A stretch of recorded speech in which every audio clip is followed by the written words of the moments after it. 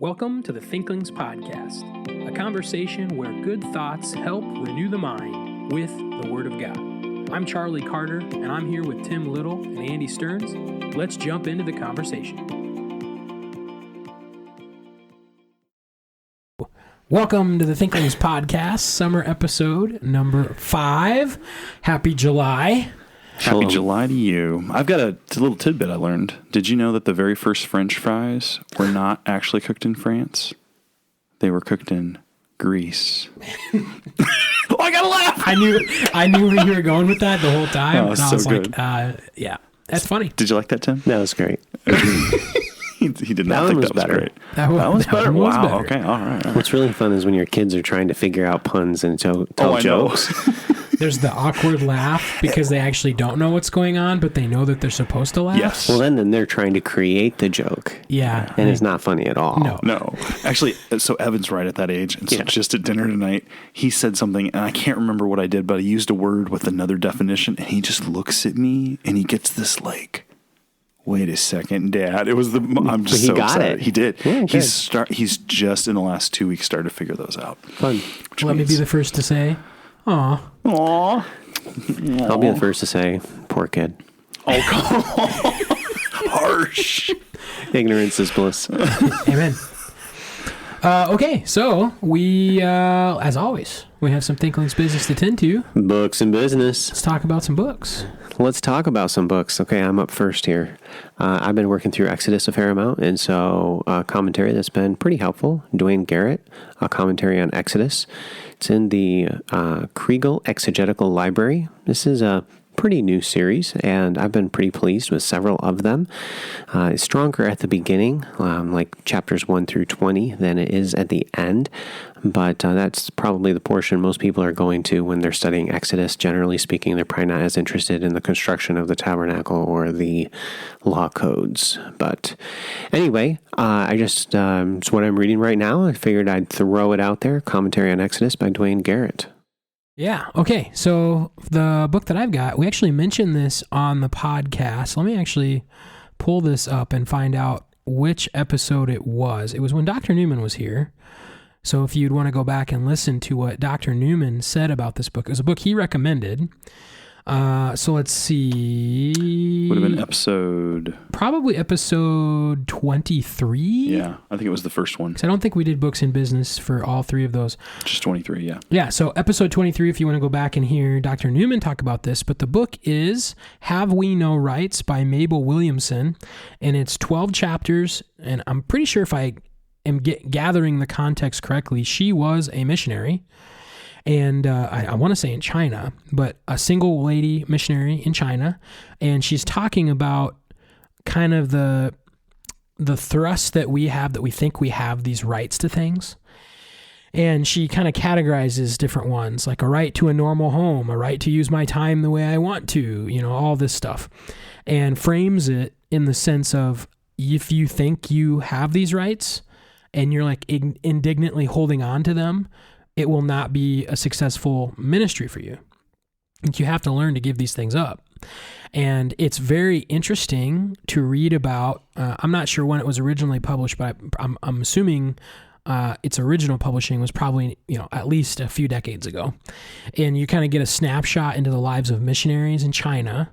So it's a little bit historical in that sense. Like you're reading about how things have happened or were happening, which is incredibly interesting from a ministry standpoint.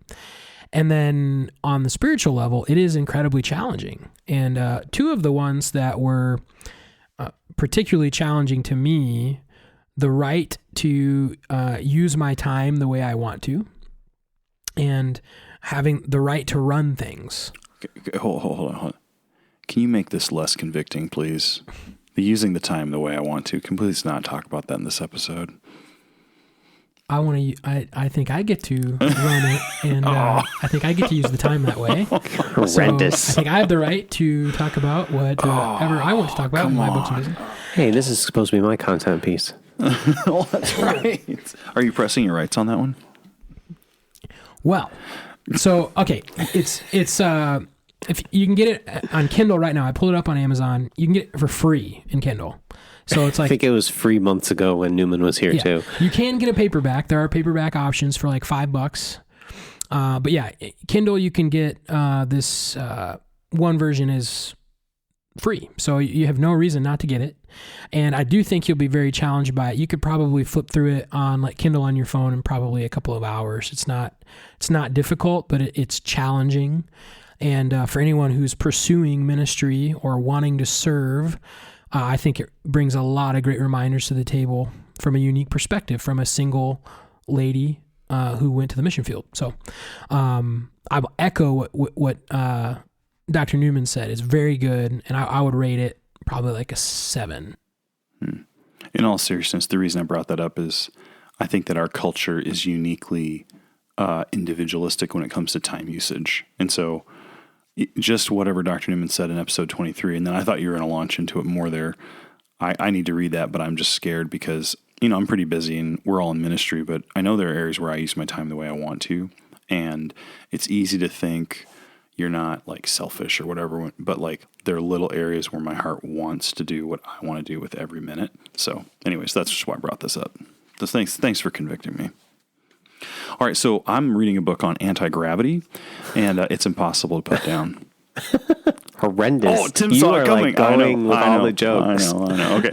No, so this week, What's again, it called? I don't know. I didn't have a name. It's a joke. Wait, do you know what it's called? Do you have a name for it?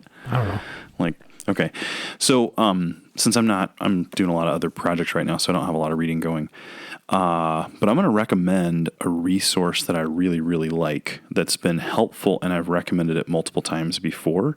And I think it's a really attainable book on theology. If you don't have any books on systematic theology as a whole, a really good book to start with would be The Moody Handbook of Theology by Paul Enns. In Introduction to Bible Study, which is a class I teach in the fall, we talk about resources to have on your shelf just as you're starting your mini theological library. And I always say start with a good commentary set that's like 1 or 2 volumes and then like branch out to a slightly larger one. Then look for individual volumes. And then when I talk about theology, this is one of the books I always mention because Enns is really... he's solid, he's concise, but he says enough that it's explaining issues clearly. And then at the end of each chapter, he has further resources to study. So it's called the Moody Handbook of Theology. And if you don't have a theology library at all, this is like a 1 volume you can pick up, and it's gonna be a really good resource. Now you could pick up something like Grudem or Erickson or any of the big ones. The problem is it's going to be kind of heady. And if you've never delved into it, this book will be a little bit easier for you to dive in on. Plus, those ones are not as close to us theologically. Yeah. Yep. This one is a good, if you're learning, I think this is a good one to learn on personally. So I really like it. And there's an updated edition. I have the old one, but the updated one that you're selling now is like got a whole section on church history that I'm like, ooh, that looks good. Yeah, that's a great volume even to take, say, like a high school group through. You could learn like a specific doctrine. Hey, we're going to go through pneumatology, and then just take one theme per week. Our youth pastor has done that at our church, or even a Sunday school or an adult Bible fellowship, a quarter. And just work through a doctrine. So furthermore, I would encourage you just to read theology. This is something I'm not very good at either. Just even reading like a section a day or a section every other day, just to become more conversant with theology and what correct beliefs are. Yeah, and just to throw a note in here too is, one of the goals of this podcast is to get you, the listener, to engage on a thought level with good books, and then to take those thoughts and to discuss them with people. And I think it's really important when we get into a theological realm like that. It's like you weren't designed to do that on an independent level. God, in his plan, has people that are supposed to help you with that. And so if you attend a church, I think most of our students and most of our listeners would be attending a Baptist church like we would, but maybe that's not who you are, and that's fine. But the pastor's meant to be a theological shepherd to you, and there's a reason why, from really all of church history, the pastor's been a very theological position. It's because they're the ones that have studied this. They've given their life to that one field of study, and so I'm gonna add a facet or two to you should buy theology books and you should read them, but do it with your pastor. Yeah, like the guy that your church literally pays to theologically shepherd you towards God. Why don't you go to that guy and say, hey, can we read through this theology book? And I guarantee you they want to do that. Maybe they don't. Maybe there's one out there who doesn't. But most pastors would love that opportunity.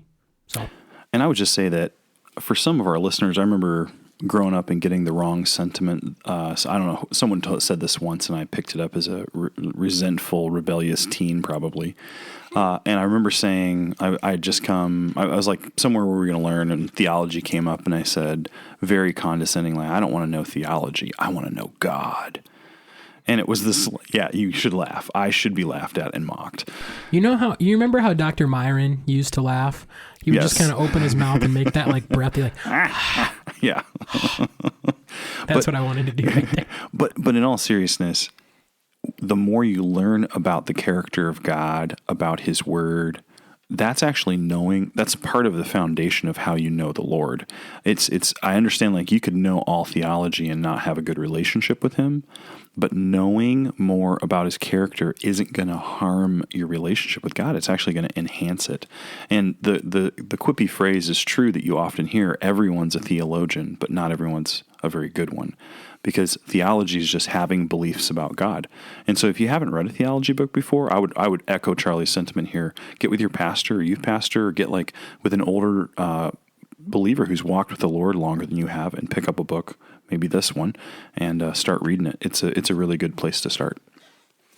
So I'm sharing from the book of Exodus today, and I'm going to be looking at a few clauses. I've been recently studying Exodus, and there's this phrase that kind of stuck out to me as I was working through the plagues. And the phrase is essentially, in order that you might know. In order that you might know. What chapter?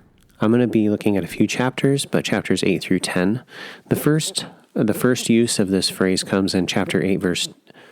Did I say 8 through 10? Chapters 8 through 10. The first verse is actually chapter 8, verse 10. So he said, tomorrow, and he said, let it be known according to your word that you may know that there is no one like the Lord our God. So the setting here in chapter 8 is the plague of the frogs. And so the frogs have completely inundated the land of Egypt. And now God's going to kill all of the frogs. What? That's so riveting. You're going to make Tim croak. So the frogs all croaked, and that's what God did, and that's what was making them know the Lord. As soon as you said that, Andy and I looked at each other. We knew one of us was going to just jump at the chance to make a frog pun. We hopped at that one. Horrendous. Okay, so I'm going to read the verse again. So he said tomorrow, and he said, let it be according to your word. So Pharaoh's like, okay, get rid of the frogs. I'm going to let you go out and worship the Lord. So what time would we be able to do this? So how about tomorrow? And he said, let it be according to your word, Moses says, so that you may know that there is no one like the Lord our God. And this is interesting. How does God prove that there is no one like him? Well, he kills all the frogs. That's how he proves that he is God. It wasn't the creation of the frogs that proves that there's none like God, all right? I mean, God did that, and they came out of the river, but then that all of these frogs are just, dead. And that proves there's none like you. There's none like the Lord. And then the second time that this phrase occurs is in chapter 8, verse 22. And this is the plague of the flies. And so I'm going to read chapter 8, verse 22. And in that day I will set apart the land of Goshen in which my people dwell, that no swarms of flies shall be there, in order that you may know that I am the Lord in the midst of the land. Okay, so this one's connected specifically to the land. And how is it that the Egyptians learned that the Lord is the Lord? Because he can specifically target a specific location and penalize it. Okay, so Goshen, just to the north, they're fine. But here in Egypt, they're enduring this plague of the flies, the gnats, the bugs, the mosquitoes, whatever the bug is. It's actually some discussion on the identity of that insect. So that's the second time that we have this phrase, I am, in order that you may know. The third time is in chapter 9 in verse 16. Chapter 9, verse 16.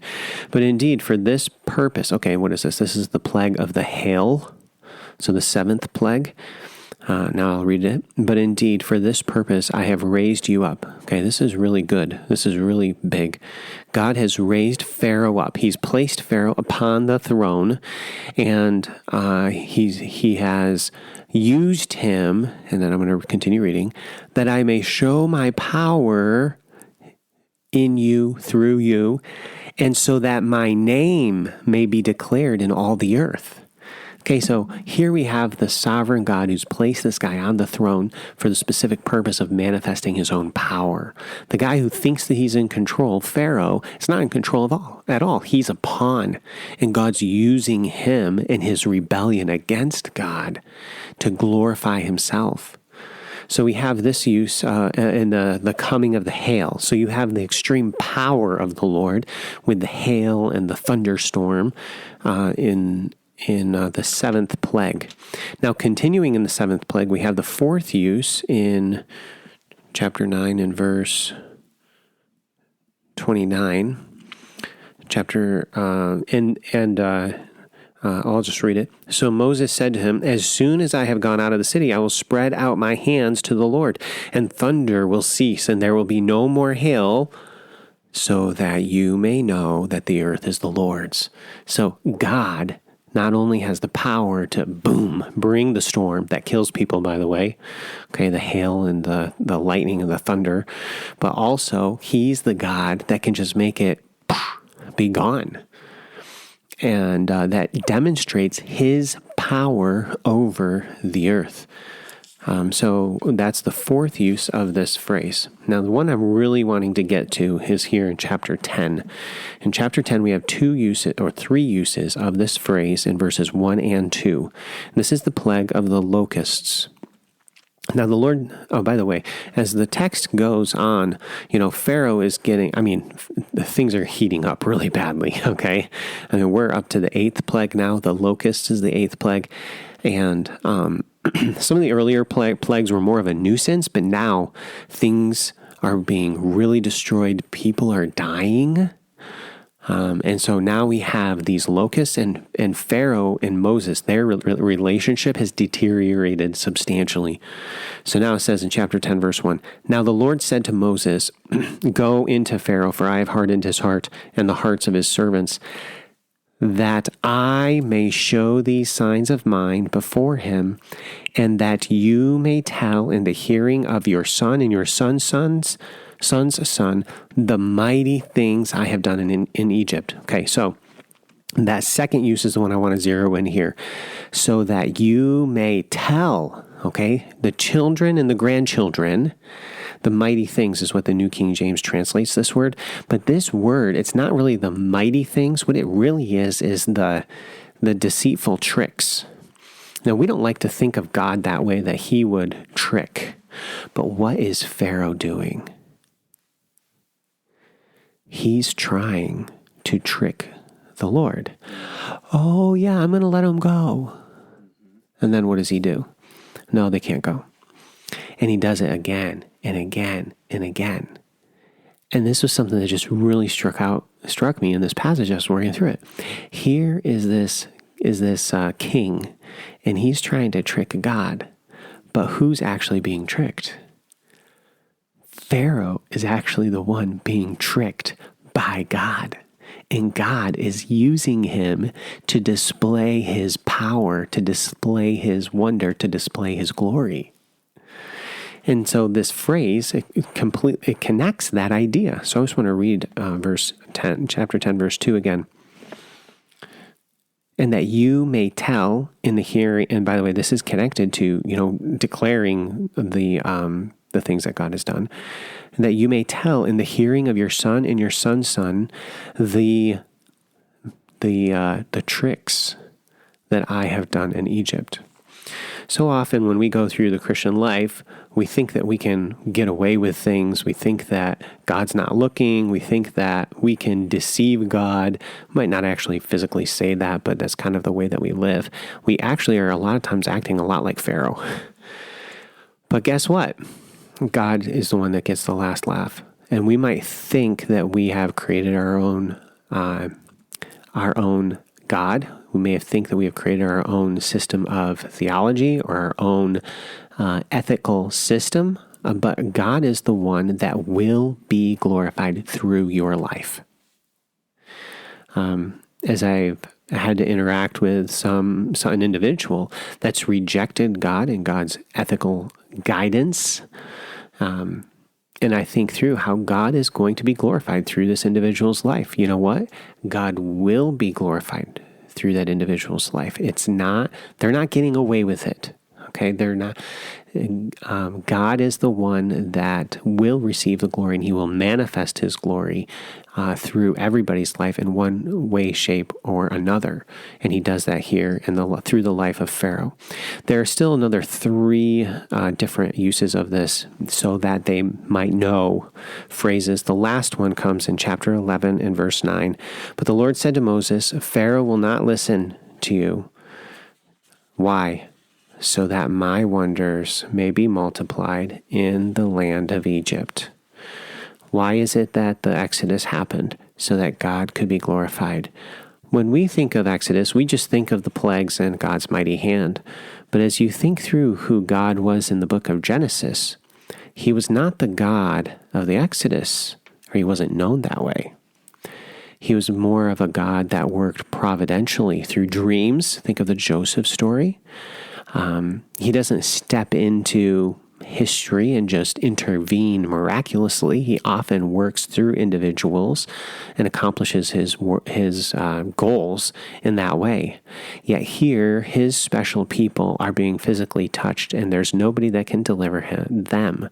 So what does he do? He steps in, and we get to learn who God is in a totally different way. And so what should we do as a result of that revelation? We should worship him. We should glorify him. And as you have listened to this, I pray that you would even do that. Take a moment. Glorify the Lord. Spend some time in worship to him. Sing a song of praise. He is a great God, and he is worthy of all of our worship.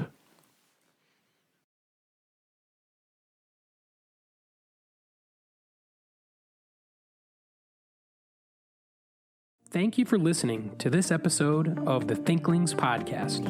We would love to hear from you. If you have any feedback, suggestions, or potential topics that you'd like us to discuss, you can contact us through our email, thinklingspodcast@gmail.com. Remember, don't let this conversation end with this podcast. Read good books, talk about them with your friends, and always continue to cultivate your mind.